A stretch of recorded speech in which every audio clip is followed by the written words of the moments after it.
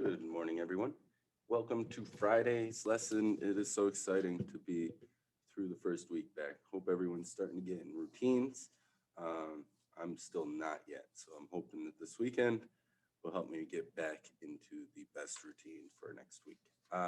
So here we are working on fractions. We are now going to start adding fractions with unlike units, so halves with fourths, and we're going to figure out how to make like units or common units so that we can add them together. So we're going to go from like apples to oranges to apples, and so we can add them together. And we're going to use pictures, so area models, number lines to help us with that. All right, so that's our lesson today. We're going to go right to our problem set. So if you haven't gotten your problem set out, you can go ahead and do that. We're going to do a problem set lesson today. So let's go ahead and get started. Let me minimize my face and we will put my screen down so that I can write. And let's get to the page with our problem set. All right. So the direction says draw a rectangular fraction model to find the sum. So when they say a rectangular fraction model, really what they're meaning is to create an area model. So let's go ahead and get our names on these if you haven't already. And then let's get to work. Draw a regular fraction model to find the sum. Simplify the answer if possible. So we'll talk about what simplifying means, but that means trying to regroup the pieces of our units to make larger units. But we'll talk about that in a second. So we have 1/2 plus 1/3. So first thing we do is we analyze the units. Halves and thirds. Well, they're definitely not the same. So that's like apples and oranges. So let's go ahead and draw an area model to show the first addend. And remember, when I say addend, I'm talking about the parts that we're adding together to get a sum. So one of those addends is 1/2. So let's just start with that first addend. And let's represent 1/2, right? And so now that we have 1/2,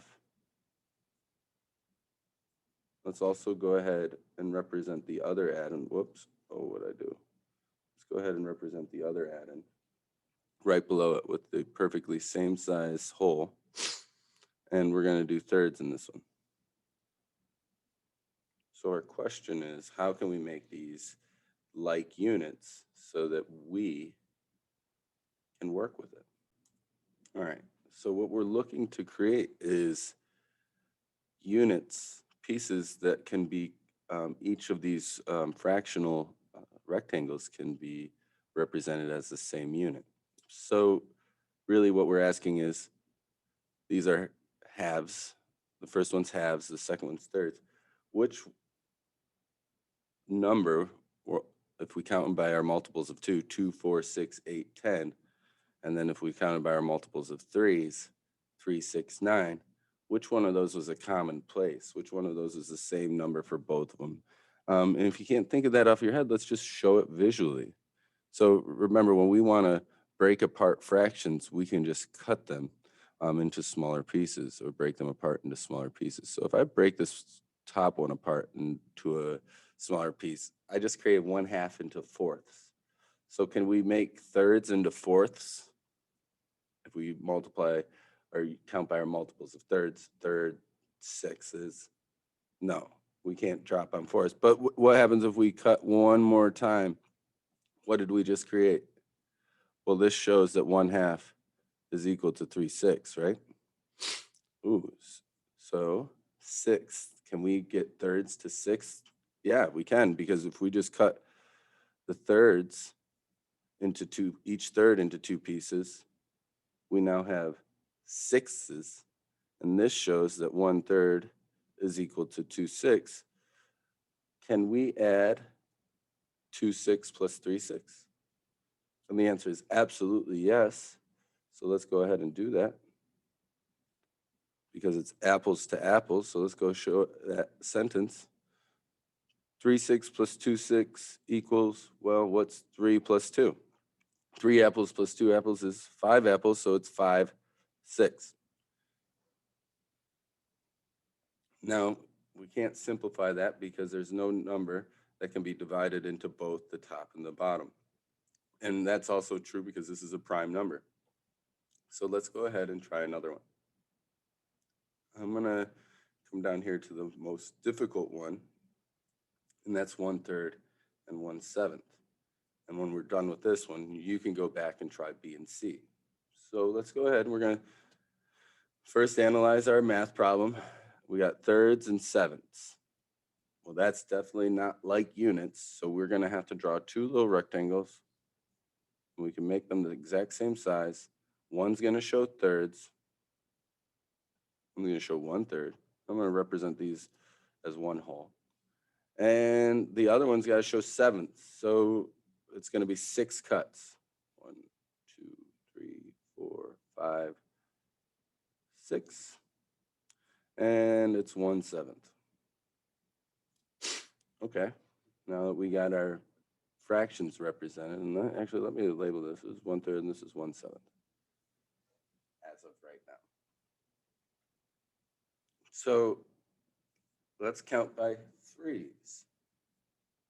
3 or thirds, but we'll just make it 3. 3, 6, 9, 12, 15, 18, 21, 24. Of all of those numbers, which one is also a multiple of 7? So let's count by sevens and see if we hear the same number that's the same in both. 7, 14, 21, 28. Yeah, just so it happens that it's the 21. So that means, how did we get 1/3 to equal something 21? So when we think about that, you have to kind of think, what did we do to get thirds to 21? And we had to multiply that by 7, right? So our picture, because we know that whatever we do to the top, or bottom, we have to do the top because we'll show it in our area model. We'll cut 6 times. 1, 2, 3, 4, 5. And I guess I'll put this other one up here, 6. 6 cuts make 7 pieces, right? And just because we didn't just cut the part that we had, we cut the whole, and that's why we showed that we have to multiply the top by the same as the bottom. So this should represent 7/21. 1, 2, 3, 4, 5, 6, 7, and it sure does. 7/21. Okay, so how do we turn sevenths into 21ths? Well, let's analyze how did we go from 7 wholes to 21 wholes?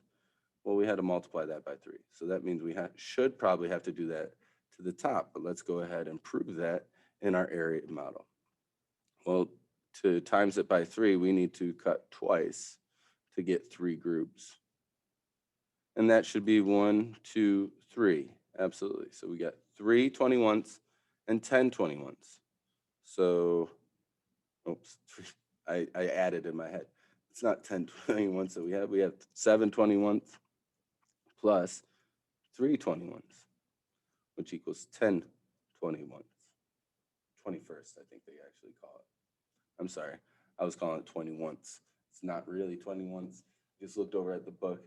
Totally been saying that wrong. 21st, 3 21st. And 7 21st equals 10 21st. Great. All right, I'm going to pause. You're going to go try those other two models on your own and come back. And all right, let's analyze the work that you've just done. So I see that we started with thirds and fifths, so we're not the same unit. So then we started with think, if we count by our thirds, our units of thirds, 3, 6, 9, 12, 15, 18. We need to think of which one of those is also a multiple of fifths. And we know that multiples of 5 end in 5 or 0. So the only one that it could have been is 15ths. So I thought about what does thirds need to go to, how does thirds go to 15ths? Well, that's a times 5. So that would be 4 cuts. And then the same thing down here for fifths to 15ths. I thought, what do I do to that? So I times it by 3. So that's 2 cuts. And the same thing, we always do the same thing to the top as we do to the bottom. And then you can see down here, I showed my addition sentence. And that's 8/15. There was no simplifying needed there. So don't worry about that. And I apologize already in advance if your questions are different than mine.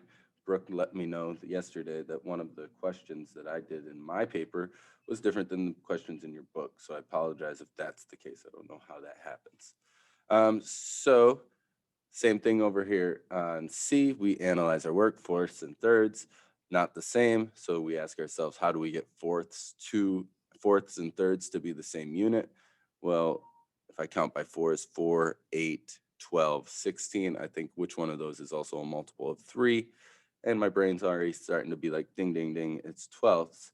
So what do I do to get 4 to 12? We multiply by 3, so it's 2 cuts. Well, anything you do to the top, you do to the or bottom, you do to the top. And we got 3/12ths, and we can show that in our area model. Same thing's true down here. How do we go from thirds to 12ths? Well, that's multiplied by 4, so that's 3 cuts in our area model, and we can see that now. And then you can see 3/12ths plus 4/12ths is 7/12ths. Perfect. All right, I'm not gonna have you do the back. I know there's 2 more problems, but that's okay. We're not gonna do those 2. And then I'd just like you to go ahead and go to your exit ticket. Now, this is gonna be interesting to see how many people actually listen all the way through my video. You do not have to do the word problem on the exit ticket. You do not have to do the word problem on the exit ticket. Now, for the people that aren't listening to my video, I'll know exactly who you are because you're going to do the word problem on the exit ticket. So anyways, happy Friday. Have a great weekend, and I'll see you guys next week.